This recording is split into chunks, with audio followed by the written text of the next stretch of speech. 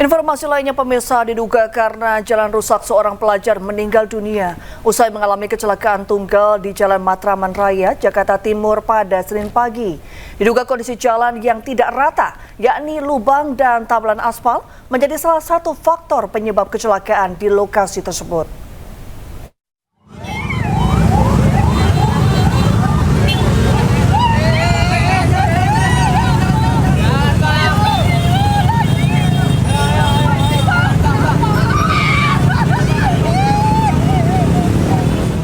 Aldi Surya Putra, seorang pelajar sekolah menengah kejuruan, meninggal dunia dalam kecelakaan tunggal saat berangkat ke sekolah mengendarai sepeda motor di Jalan Matraman Raya, Jakarta Timur, Senin pagi.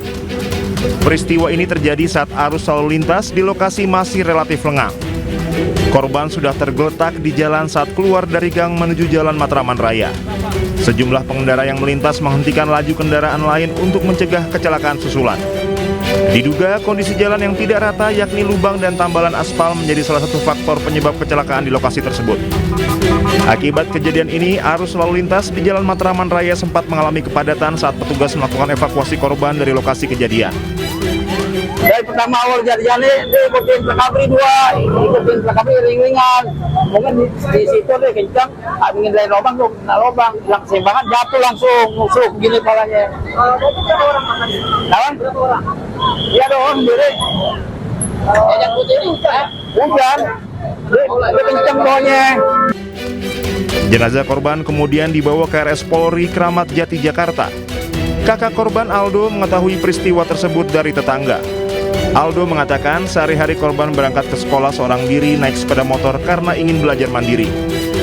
Tiap hari ya bawa motor sendiri. Biasanya kan sebelum dia punya motor kan memang saya yang nganterin. Cuman kan karena memang katanya dia mau memandiri, yaudah dia beli motor, akhirnya dia sekarang tuh kalau sekolah sendiri bawa motor. Usai menjalani pemeriksaan oleh tim forensik RS Polri Kramat Jati, jenazah korban dibawa ke rumah duka di Jalan Manggarai Utara 2, Jakarta Selatan.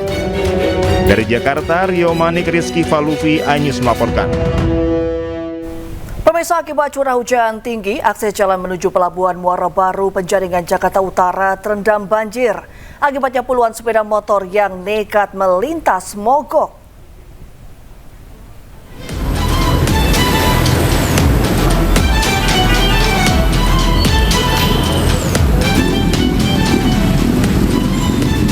Puluhan kendaraan yang nekat menerobos banjir di akses jalan masuk Pelabuhan Muara Baru Penjaringan, Jakarta Utara mogok akibat terendam banjir. Banjir yang menggenangi akses jalan menuju Pelabuhan Muara Baru ini akibat hujan deras ditambah dengan tingginya air pasang laut. Aktivitas sejumlah pekerja pelabuhan menjadi terhambat akibat banjir tersebut.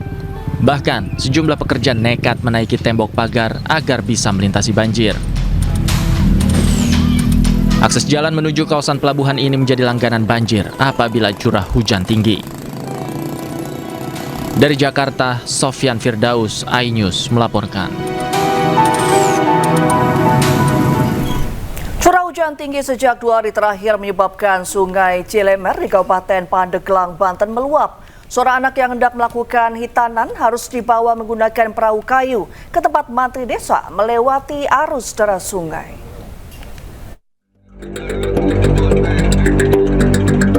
Inilah suasana saat warga desa Idaman, Kecamatan Patia, Kabupaten Pandeglang, Banten mengantarkan seorang anak berusia 9 tahun yang hendak melakukan hitanan. Ia harus dibawa menggunakan perahu kayu milik warga ke rumah mantri yang berada di desa lain sejauh 15 km. Hal ini dilakukan lantaran Sungai Cilemer meluap dengan ketinggian air mencapai 85 cm, merendam permukiman warga dan menutup akses jalan akibat intensitas curah hujan tinggi sejak 2 hari terakhir. Mau mengantar yang sunatan, jaraknya yang cukup lumayan jauh, sekitar 15 kilo dari Desa Idaman ke Desa Suryanen. Banjir kali ini adalah yang ke-9 kalinya sejak awal tahun 2026. Warga berharap pemerintah segera memberikan perhatian dengan membangun tanggul di bantaran Sungai Cilemer agar permukiman warga tidak terdampak banjir setiap kali hujan turun. Dari Pandeglang, Banten, Iskandar Nasution, iNews melaporkan. Sementara ribuan orang mengungsi akibat bencana tanah bergerak di Tegal, Jawa Tengah. Mereka mengevakuasi sisa harta benda dari rumahnya yang rusak.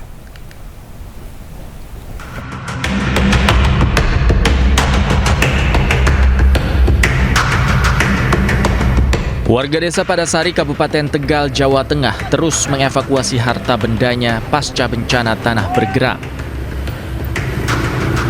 Mereka mengangkut barang miliknya dengan motor atau mobil sewaan ke tempat yang lebih aman. Sementara perabot yang rusak terpaksa mereka tinggalkan di rumah yang telah hancur.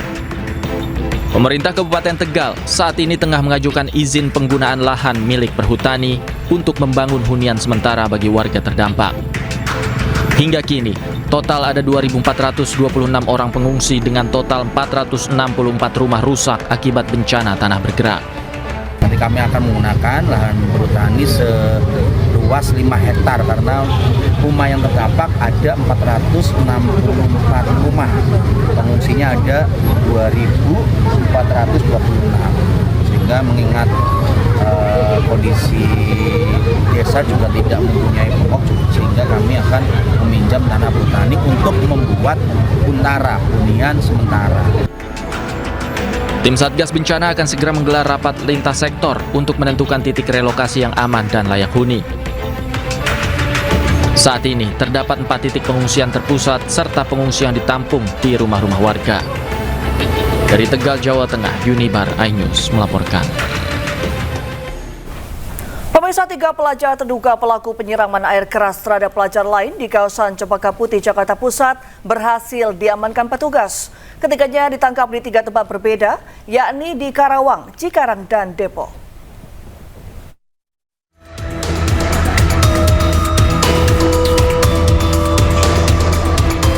Pengejaran 3 pelajar SMA terduga pelaku penyiraman air keras akhirnya membuahkan hasil.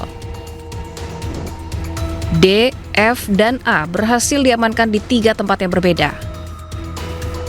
Sebelumnya mereka sempat melarikan diri usai videonya viral di media sosial. Namun sikap kooperatif dari para keluarga membuat ketiganya berhasil diamankan tanpa perlawanan. Sampai dengan saat ini berdasarkan hasil pemeriksaan adalah random ya. Jadi ketiga pemuda ini melihat pemuda lain yang menggunakan seragam alma mater sekolah lain, kemudian langsung ingin menyiram saja. Jadi dari ketiga pelaku ini, 2 orang masih di bawah 18 tahun atau di bawah umur, 1 orangnya sudah 18 tahun. Jadi berawal dari yang bernama D, itu pemilik motor juga pemilik dari cairan tersebut ya, karena dia mengambil dari sekolahnya. Kemudian yang membawa motor namanya F, kemudian yang menyiram itu namanya A. Nah, yang A ini juga sudah lebih dari 18 tahun, juga kemungkinan kita tidak, atau sudah kita hitung dewasa. Kini ketiga terduga pelaku masih menjalani pemeriksaan dan terancam hukuman 3 tahun penjara. Namun jika korban mengalami luka berat, maka ketiganya terancam hukuman 5 tahun penjara. Dari Jakarta, Radi Sanjaya, iNews melaporkan.